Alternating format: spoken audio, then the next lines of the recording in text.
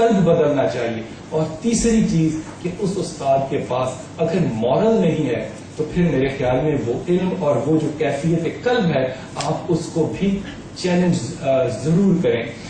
اللہ تعالیٰ کے رسول پاک صلی اللہ علیہ وسلم کے صحابی نے رسول پاک صلی اللہ علیہ وسلم سے پوچھا کہ یا رسول اللہ علم کیا ہے. اور غور کیجیے کہ میں سوچتا ہوں ہمیشہ جب بھی یہ حدیث پڑھتا ہوں کہ یہی مزاج، یہی بازار، یہی گلیاں اس وقت بھی ہوں گی، وہی لوگوں کے نفس اس وقت بھی ہوں گے جو کہ رسول پاک صلی اللہ علیہ وسلم سے سوال کیا کرتے تھے. اور وہ استاد جو ہے وہ ہر بات کا جسے کہنا چاہیے ریپڈ کوشچن آنسر جو ہے وہ ان کے ساتھ کر کے ان کی تسکین کیا کرتے ہیں. تو آپ نے فرمایا 3 چیزیں ہوں گی جس کو کہ علم کہا جائے گا. پہلی چیز یہ کہ قرآن کی محکم آیات کو سمجھو، قرآن کی محکم آیات کو سمجھو. اب صحابی نے ایک بعد میں ایک اور ابن عباس سے پوچھا کہ محکم آیات کو تو ہم سمجھیں لیکن جو محکم نہیں ہے تو جو متشابہات ہیں ان کو کیسے سمجھیں؟ کوشچن جینوئن ہے. انہوں نے آگے سے ابن عباس نے جواب کیا دیا؟ انہوں نے کہا متشابہات کو سمجھنے کے لیے ان کو محکمات پہ لگا دو. متشابہات کو سمجھنے کے لیے محکمات پہ لگا دو. محکم کے حوالے سے متشابہ کو سمجھو، پہلی کیفیت. دوسری چیز انہوں نے کہا کہ دین نے جو شرع کا طریقہ بتایا ہے اس پہ قائم ہو جاؤ، اس حصے کو، اس فارمیٹ کو ہرگز نہ چھوڑو.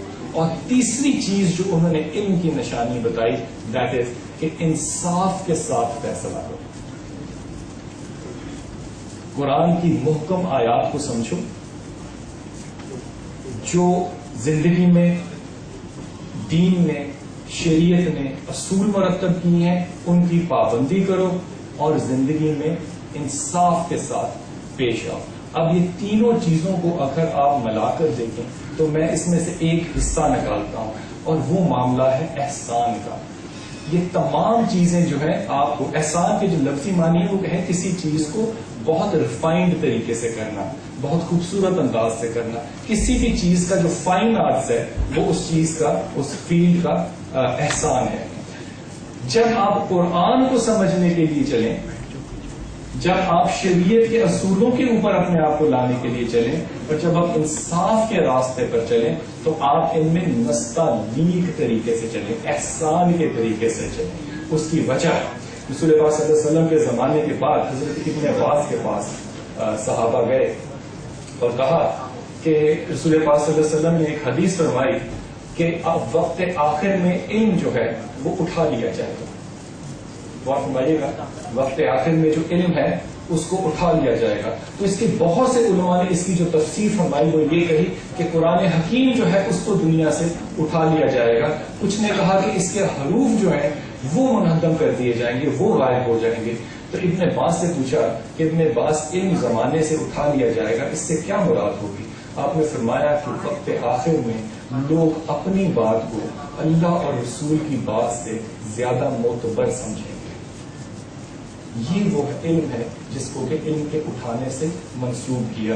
اگر غور کیجئے تو اس بات کا مطلب یہی تھا کہ ابو جہل عمر شام جو تھا وہ بھی بڑا قابل انسان تھا، اس کی پوئٹری بھی بڑی امپورٹنٹ تھی، وہ کعبے کے اندر پیسٹ بھی کی جاتی تھی، لیکن ہم اس کو جہالت کا باپ اس لیے کہتے ہیں کہ اس نے اللہ کے رسول کی بات کو ماننے سے انکار کیا. یہی بات جو حضرت عیسیٰ کے زمانے میں ان کے ڈسائپل کے ساتھ پیش ہے، وہ گزر رہے تھے حضرت عیسیٰ تو ان کے ڈسائپل چوری کرتا ہوا ان کو نظر آیا. تو انہوں نے اپنے ڈسائپل سے کہا کہ تم چوری کر رہے. اس نے کہا خدا کی قسم میں چوری نہیں کر رہا. تو آپ نے کہا کہ اچھا میں نے تیری بات پہ ایمان کیا، میں اپنی نظروں کو سمجھاؤں گا کہ تم نے غلط دیکھا. اب آپ غور کیجیے کہ وہ خدا کی قسم پہ اپنی آنکھوں پہ اعتماد نہیں کر رہے، وہ خدا کی قسم پہ اعتماد کر رہے ہیں. یہی معاملہ غور کیجیے کہ اپنے معیار کو ذرا تھوڑا سا اگر آپ کمپیئر کر کے دیکھیں تو عمر شام ابو جہل سے جب یہ ذکر ہو رہا تھا کہ ایمان لے کر آؤ اور پہاڑی کے پیچھے جو ہے وہ فوج کھڑی ہے اور اگر وہ فوج آ جائے تو سب نے کہا کہ ہمیں فوج نظر آ رہا ہے کہ نہیں ہے، لیکن آپ کہیں گے تو ہم اس بات پہ ایمان لے آئیں گے. ابو جہل وہاں سے اٹھ کے چلے گئے. امام راضی لکھتے ہیں یہ معاملہ، وہ کہتے ہیں ابو جہل وہاں سے اٹھ کے چلے گئے اور جانے لگے تو رسول پاک صلی اللہ علیہ وسلم نے کہا کہ تیرا دادا میرے دادے کو جانتا ہے، تیرا باپ میرے باپ کو جانتا ہے، تو مجھے جانتا ہے کہ میں صدیق اور امین ہوں، تو یہاں سے اٹھ کر جا رہا ہے. اس نے کہا محمد میں تلوار لینے جا رہا ہوں. کہا لیکن تجھے تو نظر آ رہا ہے کہ پیچھے فوج نہیں ہے. اس نے کہا خدا کی قسم میں تیری زبان پہ یقین کروں گا, اپنی آنکھوں پہ یقین نہیں کروں گا.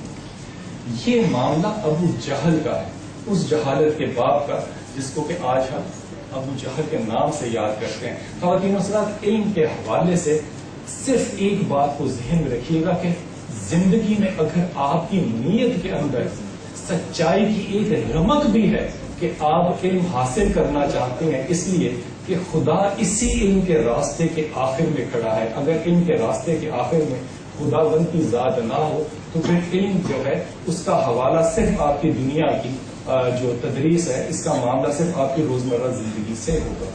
اگر اس کے آخر میں خدا ہے, اس راستے کے آخر میں خدا ہے, اور اس علم کی ایک نیت بھی آپ اپنی زندگی میں کر لیں تو یقین کیجئے کہ خدا ریسورسز کو, علماء کو اور صحیح راستے والے لوگوں کو آپ تک پہنچانے کی نیت, آپ کی نیت کا آپ کو اجر دیتا ہے.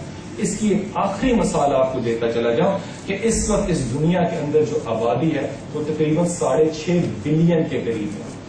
6.5 بلین کے قریب ہے. اگر یہ پروبیبلٹی لگائی جائے کہ زید حامد جہاں پر اس وقت موجود ہے تو یہ پروبیبلٹی ہے 1/6.5 بلین. اگر ہم تمام لوگوں کی زندگی 10-10 ہزار سال بھی ہو تو یہ پروبیبلٹی جو ہے یہ پاسبلٹی میں کنورٹ نہیں ہو سکتی. لیکن یہ حقیقت ہے کہ ایسا ہے. اس کی وجہ صرف یہ ہے کہ خدا جو ہے وہ 2 مقاموں کو, 2 وقتوں کو آپ کی نیت کے بھروسے جو ہے وہ ملا دیتا ہے, اور اسی کو ہم کہتے ہیں مقام اور قیام. کہ خدا جو ہے وہ گزرے ہوئے اور آنے والے وقت کو کیونکہ جانتا ہے, وہ دونوں وقتوں کو جب ملاتا ہے تو آپ کا حال قائم ہوتا ہے, اور یہ وہ حال ہے جس میں کہ ہم خدا کا ذکر کرتے ہیں. میں بہت ہی ممنون ہوں آپ دوستوں کا, اور میں زید حامد کو تکلیف لیتا ہوں کہ وہ تشریف لائیں اور اپنے خیالات ہیں.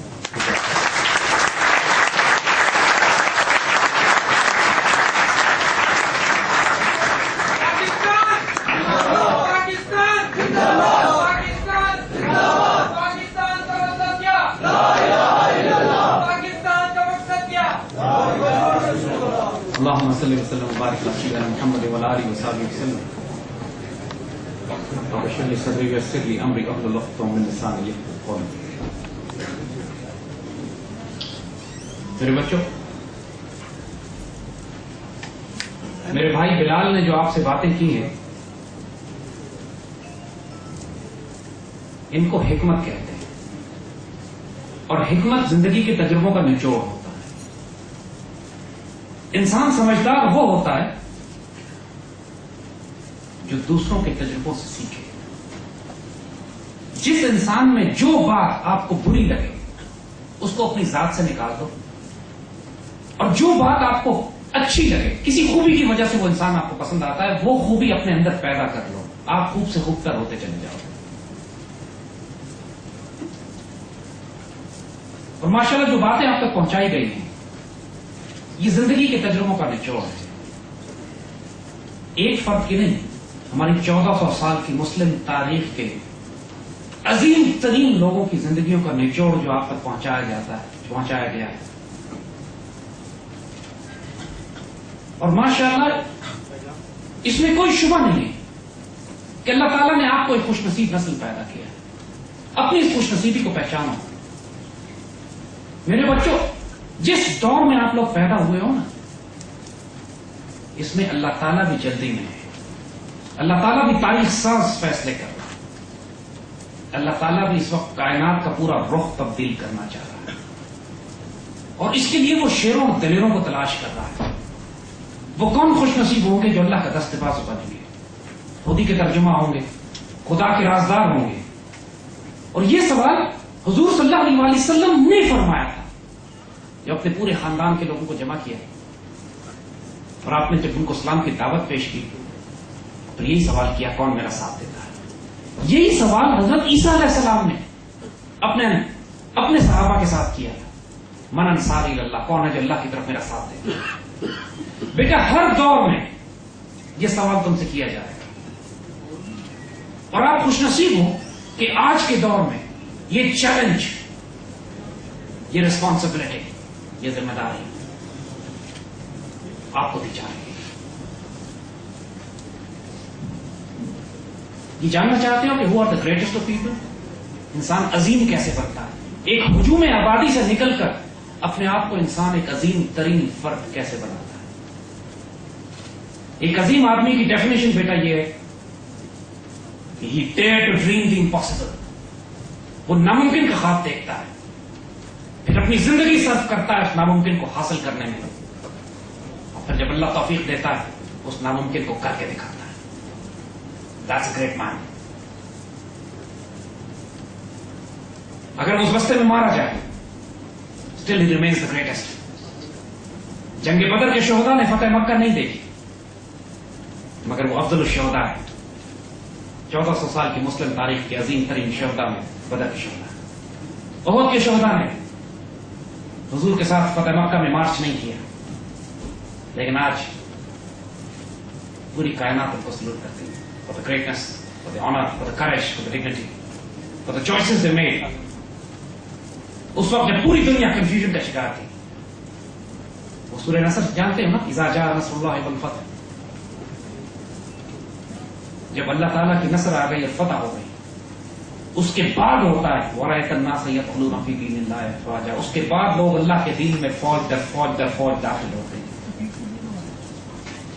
جب فتح نہیں آتی، جب مدد نہیں ہوتی، جب آزمائشیں، مشکلات، پریشانیاں، کانفلکٹ، شہادتوں اور جان و مال کی قربانیاں دینی پڑتی ہیں، میرے بچے اس وقت صرف مٹھی بھر سامنے آتے ہیں. They are the best of the best, cream of the cream, the honorable, the dignified, the courageous, those who create history. 14 سال کی تبلیغ کے بعد جنگ بدر میں کتنے پہنچتے ہیں؟ 313، مٹھی بھر، ماشاء اللہ. وہ 313 تھے who changed the course of history.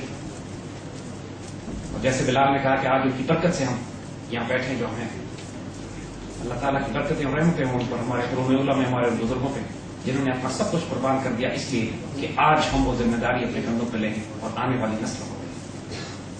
ہمارا موضوع تو اسلامک فائنانس ہے، ہم انشاءاللہ اس پہ بات کریں گے، لیکن اس سے پہلے بچوں جو آپ کو پیغام دینا ہے وہ یہ کہ یاد رکھو یہ بات کہ آپ کو بار بار جھنجھوڑا نہیں جائے گا، بار بار آپ کے پاس آ کے اذانیں نہیں دی جائیں گی. ایک بہت چھوٹی سی جماعت ہوگی جس کو اللہ تعالیٰ استعمال کرے گا اس پوری کائنات میں تبدیلی لانے کے لیے. Make your choices, be on the right side of history. اس موقع کو ضائع نہیں کرنا، کیونکہ اللہ تعالیٰ فیصلے کر چکا ہے، وہ صرف افراد کو تیار کر رہا ہے.